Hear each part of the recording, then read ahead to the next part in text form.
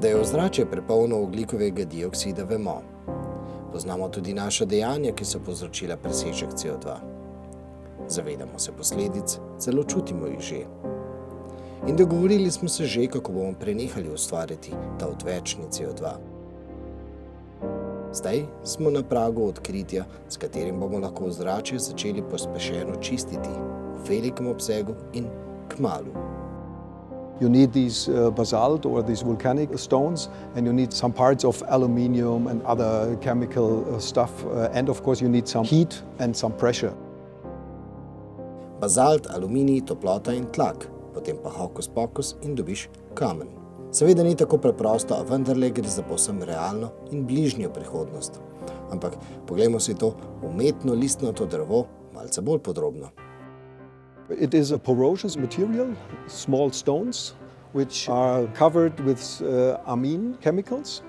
If you then just put ambient air over these little stones, then the CO2 is absorbed on these little stones, on the amines. And of course, when it's then filled with CO2, this takes about 6 hours and so, then it's filled. And afterwards, we mix this CO2 with some geothermal water.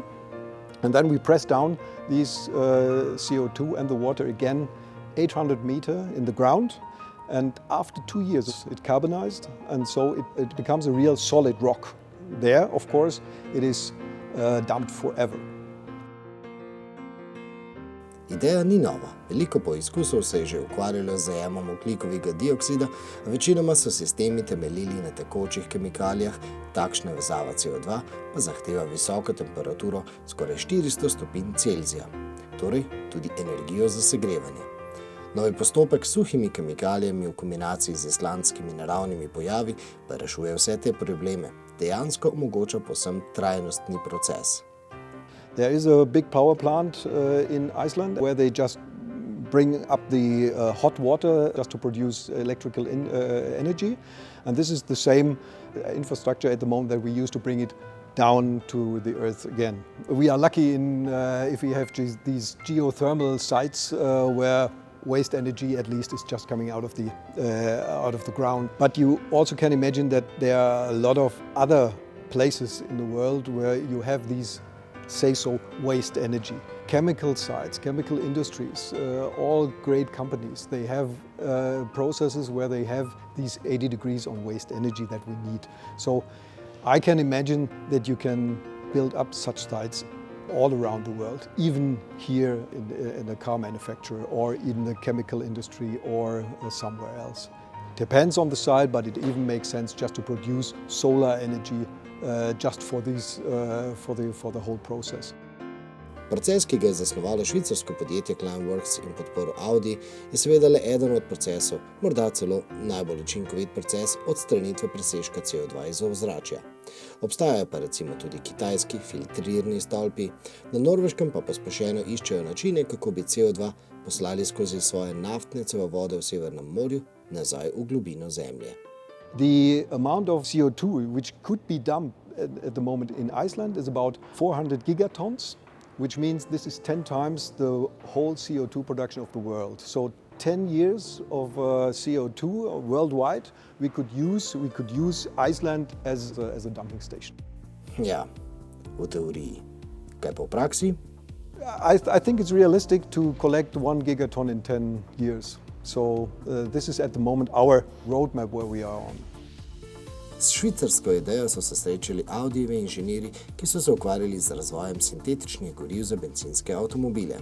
Namreč pojavila se je potreba po ogljiku, po C-ju iz CO2. A da bi lahko to sintetično gorivo pomenilo okoljski napredek, mora biti proizvedeno trajnostno. There's a big market of CO2. CO2 is a real big feedstock needed not only in the food or in the beverage industry. For example, the CO2 that you use in mineral water sometimes, sparkling water. This mostly comes from burning fossil fuel just to produce these gas, these bubbles inside of the mineral water.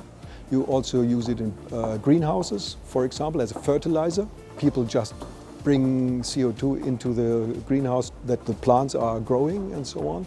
And this is mostly made out of let's say so, black CO2. It's produced by burning gas or other fossil energies.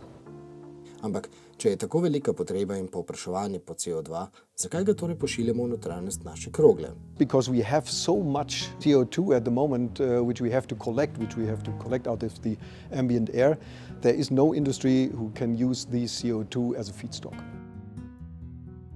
Islandska naprava pa nikako ne sme pomeniti izgovora, da lahko ozračje še naprej onesnažujemo, češ, saj ga lahko očistimo. Namreč, še zelo daleč je tista prelomna točka, ko bomo dosegli pravo, trajnostno koncentracijo ogljikovega dioksida v ozračju, da bo narava končno spet v ravnovesju.